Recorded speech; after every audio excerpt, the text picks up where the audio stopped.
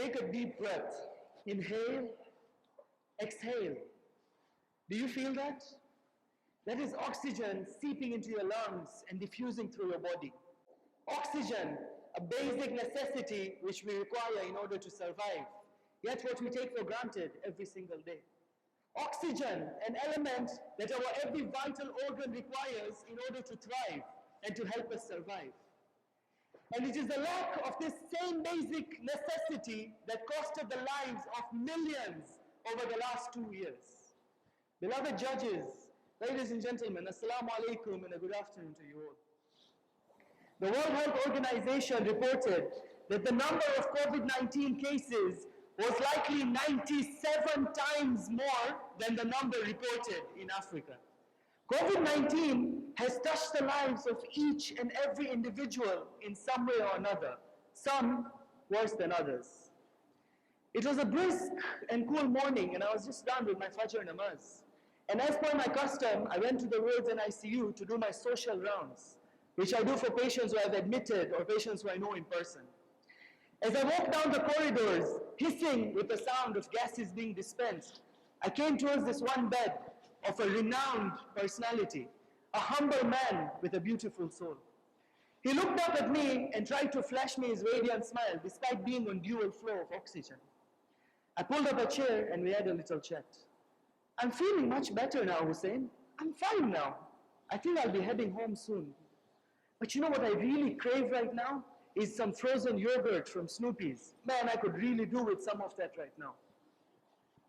I tried to explain to him how they wouldn't let me sneak it into the ICU and how it would mess up his diabetic charts.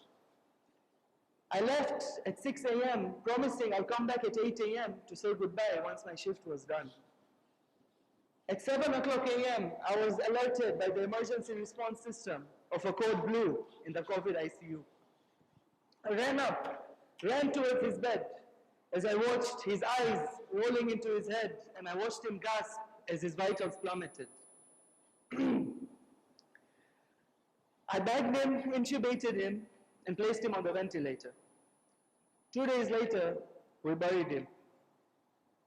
3 weeks prior to this, he was sitting in a meeting with other entities, discussing how to uplift the youth of this very community, discussing how to take this community to another level.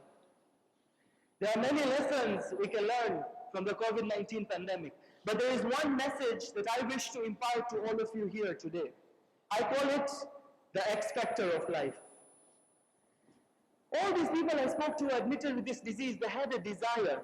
One told me all he wishes is to be able to go to Oyster Bay to have Mobo and Kitale with his wife and kids. Another, she told me all she wants is to have a long shower in her own bathroom. While another one told me he just wants one more opportunity to sit on the dining table with his family, laughing and talking. All of them had a certain desire. Even as I look across this room today, Shirin mentioned her son in a meeting, in a speech last week. Dr. Zorega, despite all her professional achievements, gives credit to her husband to get her through all the postpartum challenges when she spoke in her live show.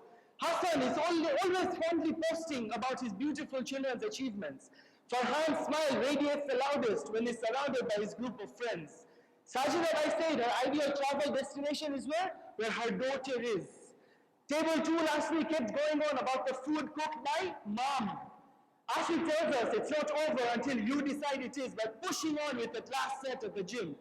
Muta's uncle is inspired by influential people in history. Ladies and gentlemen, the X factor of life is the little things. It's the little things that matter and that we are eventually going to be looking back at. It's the little things that truly will be remembered. So when you go back home today, when you're going to work tomorrow, when you get that alone time to rejuvenate and to refresh yourself, remember life is short. And it's not about the big things we do once in a while. It's about the little things we do every day. So ladies and gentlemen, go tell your spouse you love them. Go hug your parents.